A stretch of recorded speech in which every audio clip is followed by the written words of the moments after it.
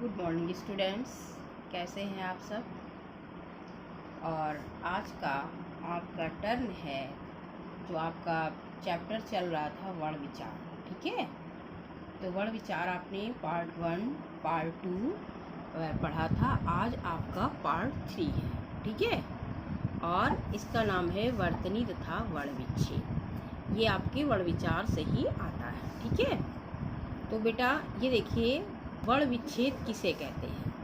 वर्ण विच्छेद जैसे किसी शब्द के, ध्यान दीजिए दिख रहा है ना, किसी शब्द के वर्णों को, जो आप शब्द लिखते हैं, जैसे कुछ भी लिख सकते हैं, भारत है, डॉक्टर है, गांव है, अता है, ये सब शब्द हैं। ठीक है, तो किसी शब्द के वर्णों को यानी जो अक्षर को, ठीक है, वर्णों को अलग अलग करके लिखना वर्ण विच्छेद कहलाता है। ठीक है, अलग अलग करके लिखना। अब जैसे आप एग्जाम्पल देखिए, जैसे भारत, ठीक है, तो भा, ठीक है, भा इसमें हलंत लगा हुआ है, और इसके बाद बड़ा आ जो बड़ा की मात्रा है, फिर रा, ठीक है, रा पूरा रा नहीं, जब इसमें आ छोटा आ लगा दोगे तब ये पूरा जो है रा माना जाता है। तो रा फिर आ फिर प्लस ता प्लस आ। ठीक है, इस तरह से ये वर्ण विच्छेद किया जाता है। तो आप लोग ये ध्यान से समझ लीजिए और इसको ध्यान से आप देखिए। ठीक है, जैसे डॉक्टर, तो डा, फिर इसमें आ की मात्रा नहीं तो बड़ा आ, फिर ये का, जैसे इसमें आधा का लगा है, मैंने इसमें समझाया था ना कि आधा का हो जाता है, समझाया था ना।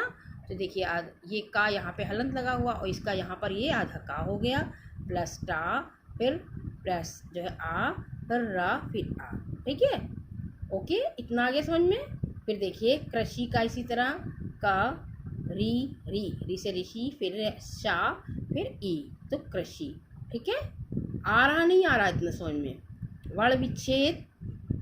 ठीक है, वैसे बसंत, तो बा सिर्फ बा कहेंगे ना, जब ये आ लगाओगे तो यहाँ पे समझिए बा और आ है। ठीक है, बा आ, सा और आ, फिर अंग, और फिर ता, उसके बाद आ।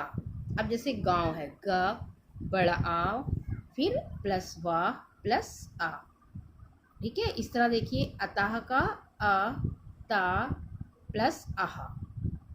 ज्ञान, इसको ध्यान से देखिए, इसमें क्या, इसमें जो है आपके दो वर्ण हैं, जा प्लस इया। इया खाली पढ़ते हो, चा छा जा झा इया। ठीक है, तो जा प्लस इया, बड़ा की मात्रा है तो प्लस आ, फिर जो है प्लस ना, फिर आ। ठीक है, श्रम में देखिए, इसको आप समझिए, श्रम में इसमें हमने आपको बताया था, आपके अभी कल पढ़ाया था कि श और प्लस रा किससे श्रा बनता है, तो श प्लस रा, फिर प्लस आ, माँ प्लस आ।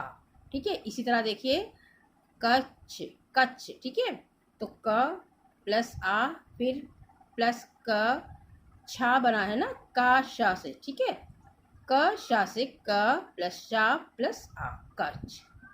जब आप ये जो कल मैंने समझाया था उसको समझ लेंगे तो ये आप वर्ण विच्छेद बहुत ढंग से कर लेंगे। ठीक है, प्रण यानी कि प। अब ये प्र कैसे बना है, प और रा मिलके प्र, प प्लस रा प्लस आ प्लस ला, फिर आ।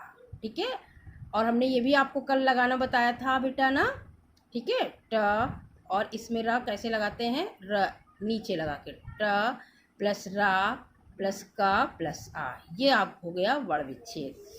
अब है आपका दूसरा, देखिए वर्तनी। वर्तनी कहते हैं स्पेलिंग को, जो आप लिखते हैं ना स्पेलिंग। ठीक है, तो शब्दों को, इसको समझिए, शब्दों को लिखते समय वर्णों का जो अनुक्रम यानी कि लिखने का ढंग जो होता है, अनुक्रम के मतलब अनुक्रम लिखा जाता है, उसे वर्तनी कहा जाता है। ठीक है, ये देखिए हिंदी भाषा में दिख रहा है ना, जैसा बोला जाता है वैसा ही लिखा जाता है, समझे। यदि वर्णों का, अगर आप सही नहीं बोलेंगे तो आप सही कहाँ लिखेंगे, तो यदि वर्णों का उच्चारण गलत किया जाए तो शब्दों की वर्तनी भी अशुद्ध हो जाती है। ठीक है, अब जैसे देखिए ग्रह, तो ये ग्रह माने होता है नक्षत्र, और ये ग्रह माने घर। ठीक, इसके बाद देखिए कौन कौन सी अशुद्धियाँ होती हैं, देखिए आप अगर वो स्पेलिंग में, ठीक है, जो आप वर्तनी में अगर अशुद्ध कर देते हैं, गलत कर देते हैं, तो आपके नंबर मार्क्स जो है कट जाते हैं। तो आप ये जो हम अशुद्धियाँ, आपको पूरा पेज देखिए ना, ये आपको जो अशुद्धियाँ दिखा रहे हैं, तो ये बता रहे हैं, तो ये जो है आप इसको खूब जितना प्रैक्टिस करेंगे उतना आपको आएगी। ठीक है, देखिए अब देखिए आप, जैसे आगामी, तो शुद्ध इसका आगामी होगा। ठीक है, अत्याधिक, मगर शुद्ध अत्यधिक है, अब अत्यधिक गलत है।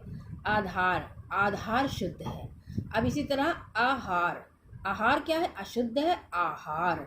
ठीक है, आप बोलेंगे तो जब जब जैसा आप जितनी आप, जैसे आपकी ध्वनि निकलती है, वर्ण का जो शब्दों का उच्चारण निकलता है, ठीक है, उसी के आधार पे लिखा जाता है। और कुछ जो अशुद्धियाँ होती हैं संधि संबंधी होती हैं। ठीक है, जो हमने आप लोगों को जो है संधियाँ पढ़ाई थी ना, तो उसमें बताया था। ठीक है, जैसे आवास, आवास, आमरण, आमरण। अब ये हो गई छोटा आ या बड़ा आ संबंधी अशुद्धियाँ। इसके बाद देखिए बेटा, छोटी ई और बड़ी ई संबंधी अशुद्धियाँ। तो इसमें क्या है, परीक्षा, परीक्षा। ठीक है, कालिदास, कालिदास, कालिदास होता है। नीरस, नीरस, निरोग, नीरोग, ये हमने आपको बताया था ना संधि में। ठीक है, इसी तरह मुक्ति, मुक्ति, मूर्ति, बोलते लोग हैं। अभी देखिए गांव में लोग कहेंगे अरे वहाँ पे मूर्ति रखी है, मगर लिखते क्या, हम लोग लिखने के टाइम ध्यान देते हैं ना, मूर्ति होता है, मूर्ति। ठीक है, तो इसी तरह ऊंचाई। अब ऊंचाई, कहाँ ऊंचाई, जो बच्चे जिसको नॉलेज नहीं, वो ऊंचाई इस तरह भी लिख देगा, मगर जो सही होता है ऊंचाई इस तरह होता है। ठीक है, डाकू, डाकू, वधु, वधु, शत्रु, शत्रु, लोग कहेंगे वो शत्रु आ रहा है, बोलेंगे देखो लग रहा कि बड़ाऊ की मात्रा लग रही है, मगर क्या है, शत्रु होता है। अधूरा, अधूरा, आधुरा। ठीक है, प्रभु, प्रभु, अब ये प्रभु सही होता है, बोलते प्रभु, लोग बोलते हैं प्रभु, है ना, मगर प्रभु, प्रभु ये सही होता है। इसी तरह री और रा संबंधी, जैसे कृपा, हमने कल आप लोगों को बताया था ये लगाना। ठीक है, कृपा। ठीक है, तो ये कृपा गलत है, ये कृपा। ऋषि, ये ऋषि शुद्ध है। ये आपका इधर जो ये आपका लिखा है शुद्ध या शुद्ध, मैंने ऊपर ये कर दिया मेंशन। आशीर्वाद, जिस आप इसको बोलेंगे तो जिस वर्ण के बाद आपका रा जो शब्द ध्वनि में निकल रहा है, तो उसके बाद ही जो अगला वर्ण होता है उसमें रा लगाते हैं। ठीक है, देखिए बोल के देखिए, आशीर, तो शा के बाद निकल रहा है ना, तो हम फिर वा में लगाएंगे। तो ये आपका जो है, ये आपका सही है, ये ठीक है, ये सही है। आशीर बोल के देखिए। इसी तरह से पृथक, मगर ये पृथक, पृथक मीन्स अलग करना। अब इसके बाद देखिए बेटा, ए संबंधी अशुद्धियाँ। अब ऐसा कहते, ऐसा कोई बोलेगा ना जिसको शुद्ध हिंदी सही नहीं आती, ऐसा काम कर लो, मगर ये ऐसा होता है, ऐसा, ये सही है। ठीक है, ऐश्वर्य, ऐश्वर्य। एरावत, एरावत गलत है, समझे, ऐरावत होता है। ठीक है, ये देखिए। इसी तरह बेटा ध्यान दीजिए, और असंबंधी अशुद्धियाँ, तो जैसे औजार, मगर औजार होता है। ठीक है, यौवन, यौवन होता है। अलौकिक, अलौकिक होता है। द्रौपदी, द्रौपदी होता है। ठीक है, अनुसार और अनुनासिक संबंधी। देखिए अनुसार कहते हैं जो अंक की मात्रा हम लगाते हैं। ठीक है, और अनुनासिक कहते हैं जो हम चंद बिंदु लगाते हैं। आप ये भी पता होना चाहिए कि अनुसार क्या होता है और अनुसार, अनुनासिक क्या होता है। हमने आपको वर्णमाला में चैप्टर में अनुसार और अनुनासिक बताया था। ठीक है, इसके बाद देखिए बेटा, इसमें देखिए दांत, तो अब दांत में ये लगता है चंद बिंदु, ओ ये गलत है आपका और ये सही है। ऊंट, ऊंट होता है। आंगन, आंगन होता है, ये चंद बिंदु है। ठीक है, और इसके बाद ये है आपका हंसना, हंसना में चंद बिंदु लगती। सांझ, सांझ में, सांझ मतलब शाम। ठीक है, ये चंद बिंदु लगती है। कांच, ये चंद बिंदु इसमें लगता है, कांच में। विसर्ग मानी, विसर्ग पता है जो आहा की मात्रा होती है, ये भी आपको संधि में मैंने पढ़ाया था। जैसे प्रात, तो प्रातः, हा की ध्वनि निकलती है, प्रातः। ठीक है, फिर उसके बाद प्राया। ठीक है, प्राय, प्राया। प्रायः सही है, ठीक है। ओके, ये है प्रातः काल, तो प्रातः काल होगा, ठीक है। और ये अतः प्लस ये गलत है, ये मैंने आपको संधि में समझाया था, आप देखिएगा अतएव होता है, ठीक है, संधि में समझाया था आपको। और इसके बाद देखिए व्यंजन संबंधी अशुद्धियाँ। अब व्यंजन संबंधी जैसे क्षमा है, क्षमा में ये छा नहीं, ये लगता है क्षमा। छात्र में, अब देखिए छात्र आया तो ये छा लगता है। जुग कहते जुग जुग, लोग बूढ़े लोग क्या कहते हैं, बूढ़े लोग तो यही कहते हैं जुग जुग जियो, मगर युग, ठीक है, युग सही होता है, जुग नहीं। जुग जुग मतलब जितने भी युग आए सब में रहो। बलिष्ठ, बलिष्ठ होता है। ज्येष्ठ, टा नहीं ठा होता है, इस वस्त में ठा नहीं टा होता है। रामायण, अभी गांव में देखिए क्या नाम है, मतलब बूढ़े लोग रामायण ही बोलते हैं, और शुद्ध मतलब रामायण ही लोग बोलते हैं, मगर हम लोग लिखते क्या हिंदी में, रामायण, ठीक है। बोलेंगे रामायण मगर लिखा भी लिखेंगे तो रामायण। रामायण जो है बोलते रहते हैं मगर रामायण लिखा जाता है। आदरणीय, आदरणीय, ठीक है। वीबी, ठीक है, ये बीबी होता है मगर ये वी ये सही है, ठीक है। भीख, भीख, ये भीख का नहीं खा होता है। इसी तरह विज्ञान, ये जो है शुद्ध होता है, ठीक है। अब इस तरह से ये जो आपका नोट्स है ये पढ़ लेंगे और आप इसको देख लेंगे।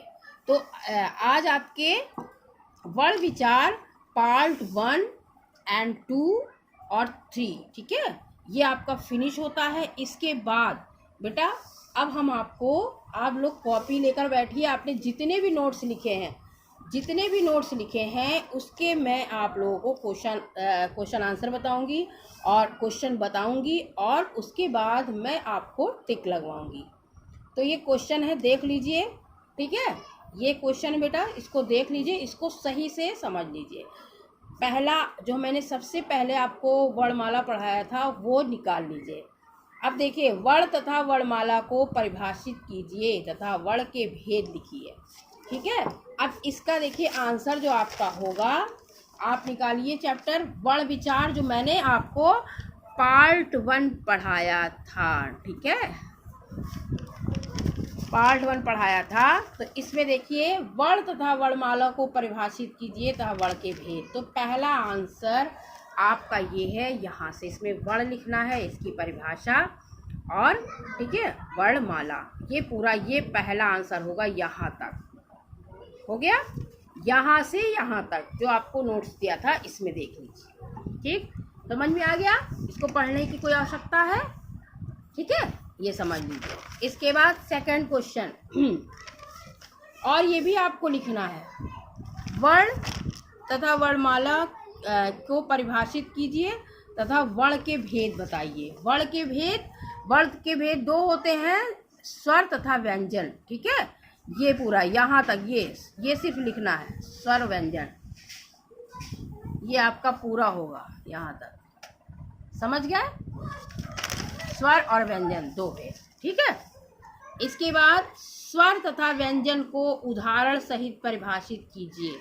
अब देखिए स्वर, स्वर हेडिंग डालना, जो बिना किसी की सहायता से बोला जाए उसे स्वर कहा जाता है। यहाँ पे आप लिखेंगे, उसे स्वर कहते हैं, जैसे छोटा बड़ा, छोटी बड़ी, छोटाऊ बड़ाऊ, री ए ऐ ओ औ, ये हो गया, ठीक, ओके ओके बेटा, है ना। और इसके बाद देखिए व्यंजन, जो स्वर की सहायता से बोला जाए वो व्यंजन कहलाता है। और इसमें आप ये उदाहरण लिख ले, का से माँ तक लिख लेना, ठीक है समझ में आ रहा है। इसमें देखिए स्वर की परिभाषा, ये उदाहरण लिखना है, व्यंजन की ये परिभाषा है, ठीक है, इसमें आप लगाएंगे, आप अर्थ में हो, ठीक है, जो स्वर की सहायता से बोला जाए वे व्यंजन कहलाते हैं। जैसे सॉरी, जैसे आपका खा ग घ ला, च छ ज झ ञ, ट ठ ड ढ ळ, त थ द ध न, प फ ब भ म, यहाँ तक लिख लेंगे। आ गया बेटा इतने समझ में, ये दो आंसर हो गए आपके। थर्ड देखिए, अयोग वह किसे कहते हैं, अयोग वह कौन कौन से है। देखिए इसी में अयोग वह कहीं हेडिंग पड़ी है, ठीक है, अयोग वह, ये देखिए, ये आयोग व हेडिंग पड़ी है, जो ना स्वर है ना व्यंजन होते हैं। ठीक है, ये दो होते हैं अनुस्वार, है ना, अंग। इनका उच्चारण स्वर के बाद होता है, तो नाक से ध्वनि निकलती है, जैसे हंस और कंठ, गंगा, अंग। और इसके बाद विसर्ग, इसका उच्चारण हा की बात होता है, हा की भांति संस्कृत के मूल शब्दों के साथ होता है, जैसे प्रातः, नमा, अतः। ये आपका थर्ड है, अतः तक। ये पूरी जो आपको हेडिंग अयोग वाली लिखनी है, ये अतः तक। ठीक है, आ रहा ना इतना समझ में? दोबारा बताने की आवश्यकता है? ठीक है, समझ रहे ना? ओके, देखिए आगे देखिए। इसके बाद ये हो गया थर्ड क्वेश्चन हो गया। अब देखिए बेटा, स्वर के भेद उदाहरण सहित लिखिए। स्वर के भेद, देखिए ऊपर हेडिंग है, ऊपर देखिए स्वर के भेद पड़ा हुआ है। ये ह्रस्व स्वर पूरा लिखना है, दीर्घ स्वर पूरा लिखना है, प्लुत स्वर पूरा लिखना है, किया जाता है। यहाँ तक ये आपका फोर्थ आंसर होगा। ओके, फोर्थ आंसर होगा। ठीक है, इसके बाद आ गया ना समझ में कि बताने की आवश्यकता है? ठीक है, देख लीजिए। फिर क्वेश्चन नंबर 5, व्यंजन के भेद। व्यंजन के भेद उदाहरण सहित लिखिए। व्यंजन के भेद देखिए कहाँ है, ये देखिए व्यंजन के भेद। ठीक है, इस पर ये व्यंजन के भेद डालिएगा। स्पर्श व्यंजन, अंतस्थ व्यंजन, ठीक है, ये पूरा पूरा लिखना है आपको, इसके हेडिंग के अंतर्गत भी। और ऊष्म व्यंजन, संयुक्त व्यंजन, आगत व्यंजन, यहाँ तक पूरा, ज़रूरत फायदा, यहाँ तक पूरा पूरा आपको लिखना है। ठीक है, इसकी परिभाषा उदाहरण है। ठीक है, ओके, आ गया इतना समझ में? ये आपका कौन सा होगा आंसर? फिफ्थ हो गया। लगाया सबने? Any problem? इसके बाद देखिए 6, वर्ण विच्छेद। वर्ण विच्छेद को उदाहरण सहित समझाइए। जो हमने आज आप लोगों को टॉपिक पढ़ाया है वर्ण विच्छेद, ठीक है, वो देखिए वर्ण विच्छेद। वर्ण विच्छेद हेडिंग पड़ी हुई है। इसको देखिए, किसी शब्द के वर्णों को अलग अलग करके लिखना वर्ण विच्छेद कहलाता है। जैसे भारत, ये पूरी लाइन लिख लेना, डॉक्टर ये पूरी लिख लेना। बस ये 2 उदाहरण दे देना है, तो इतने, मगर आप 2 लाइनें लिखनी है। ओके, ये आपका 6 होगा। आगे बेटा, ठीक, ओके, समझ लीजिए, लगा लीजिए। इसके बाद देखिए क्वेश्चन नंबर 7, वर्तनी किसे कहा जाता है? ये बिल्कुल छोटा सा है, वर्तनी किसे कहा जाता है। देखिए उसी के नीचे, वर्ण विच्छेद के नीचे देखिए वर्तनी। तो यहाँ पे हेडिंग आप क्या डालेंगे? वर्तनी डाल के लिख लेना। शब्दों को लिखते समय वर्णों का जो अनुक्रम लिखा जाता है उसे वर्तनी कहते हैं। बस, ठीक है, 2 लाइन का। ओके, ये आपके जो वर्ण विचार चैप्टर है, इसमें 7 क्वेश्चन आपको लिखने हैं। ठीक है, और इसके बाद ये देखिए आपका क्वेश्चन है, कल हमने आप लोगों को पढ़ाया था उसमें का, निम्नलिखित संयुक्त व्यंजनों से 2-2 शब्द बनाइए। अब जैसे छा, तो छा से आप बना सकते हो क्षमा, एक हम बता दे रहे हैं, आप खुद बनाइएगा। ज्ञा से आप कुछ भी लिख सकते हो, ज्ञान मतलब ज्ञानी, ज्ञान, कुछ भी। ठीक है, त्रा से बना लेना, श्रा से बना लेना। ओके, 8th में हो, ये बताने की आवश्यकता नहीं है, ये आप लोग कर सकते हैं। ठीक है, करोगे ना? इसके बाद निम्नलिखित द्वैत व्यंजनों से 2-2 शब्द, ये भी कल मैंने आपको पढ़ाया था। आधा चा, पूरा चा, इससे 2-2 शब्द बनाने हैं। ठीक है, आधा ला, पूरा ला, फिर आधा पा या, ये तो मैंने उदाहरण में बताया था। तो ये आप लोग बना लेंगे ना, तो इसके ये आपको 8 क्वेश्चन, यानी कि 7 क्वेश्चन और 8 और 9, ठीक है, ये आपकी एक्सरसाइज, ये आपको बेटा फेयर कॉपी में करना है। ठीक है बेटा, तो ये जो है आज आपका, और ये जितना भी वर्क है मैं चेक करूँगी नेक्स्ट टर्म पे। ठीक है, मैं वो टाइम बता दूँगी, तो उस समय आप लोग जो है ऑनलाइन रहेंगे और मैं उस समय सिर्फ चेक ही आपका वर्क करूँगी। ठीक है, ये करना है, इतना वर्क हो गया सबका 1-2। ठीक है, 1-2 लेसन एकदम कंप्लीट होना चाहिए। ये आपका जो भाषा व्याकरण है वो चैप्टर 1 है, और ये जो है आपका चैप्टर 2 है। इसको जो है आपका ये आज आपका जो है बेटा कंप्लीट होता है।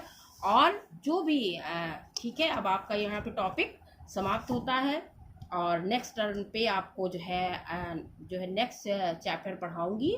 ठीक है, तो ओके बेटा, ठीक है, सब लोग स्वस्थ रहिए और ढंग से रहिए, अपने घर में सेफ रहिए। ओके, आपका क्लास यहीं पे समाप्त होता है। ओके बेटा।